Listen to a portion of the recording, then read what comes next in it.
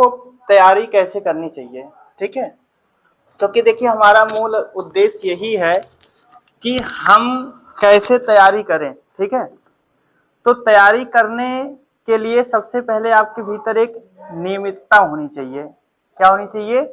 नियमितता होनी चाहिए। जैसे अगर आपको कोचिंग 7 बजे की है तो आपको वहां कोचिंग में 10 मिनट पहले पहुंच जाना चाहिए।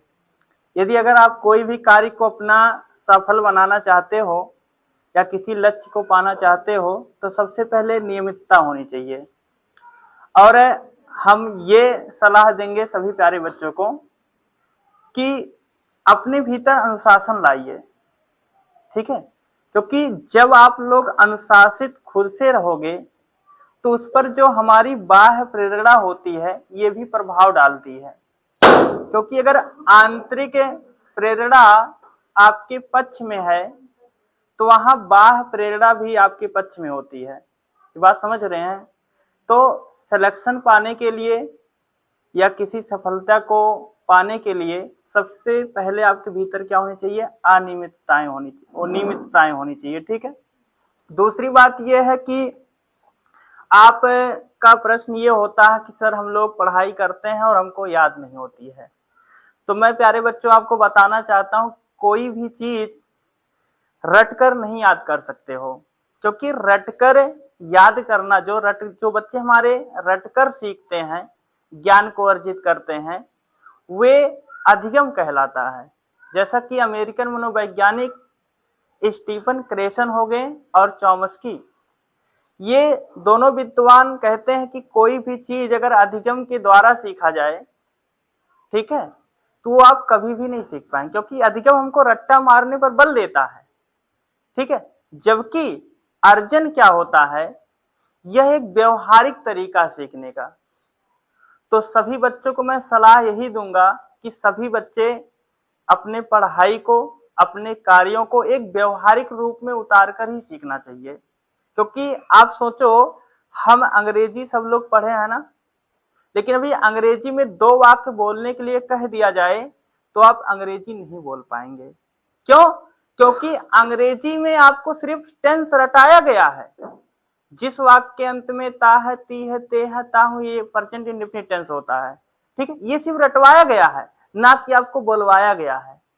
आप सोचो, अगर 2-2 शब्द डेली अंग्रेजी का यूज करो, एक दिन 100 शब्द बन जाएगा। और जब 100 शब्द बन जाएगा तो एक वाक्य बना ले जाओगे, तो ऐसे में अंग्रेजी आप फर्राटेदार बोलने लग जाओगे।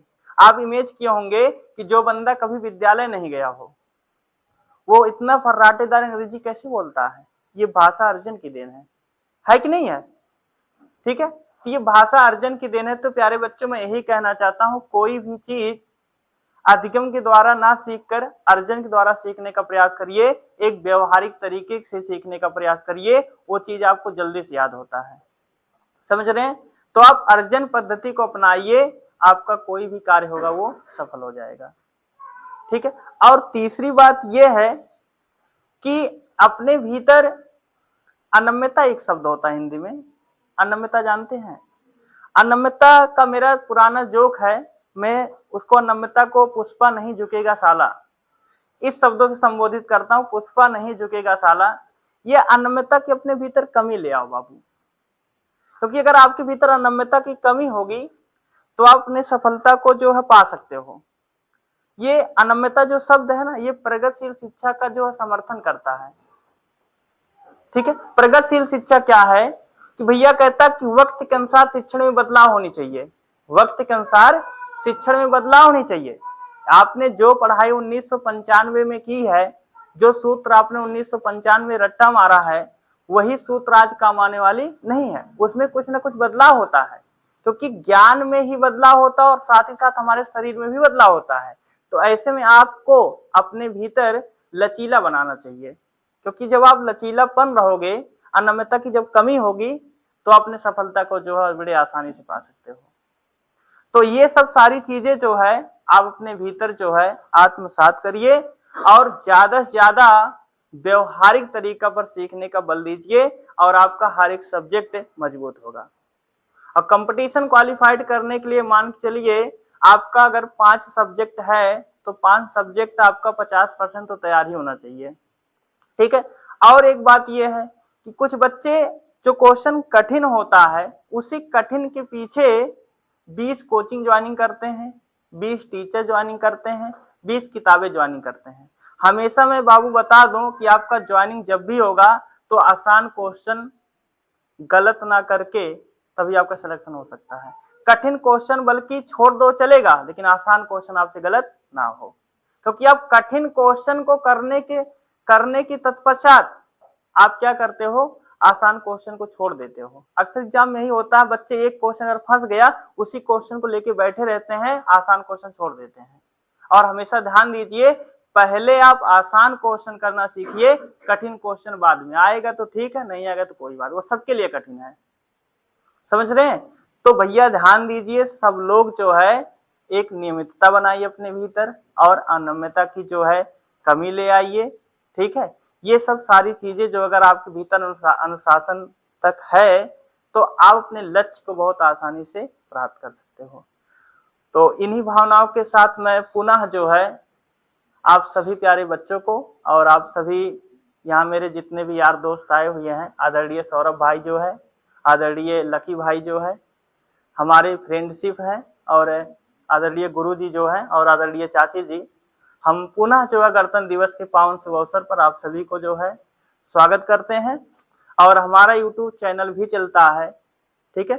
जो बच्चे हमारा यूट्यूब चैनल सब्सक्राइब नहीं किए हैं वो बच्चे यूट्यूब चैनल को भी सब्सक्राइब कर लेंगे, क्योंकि डेली वीडियो पड़ता है, समझ रहे हैं।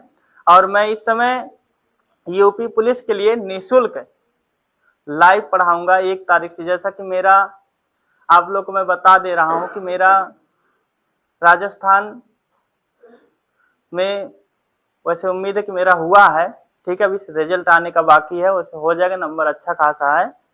तो इसलिए ऑफलाइन जो शाम वाली क्लास है उसको मैंने क्लोज किया।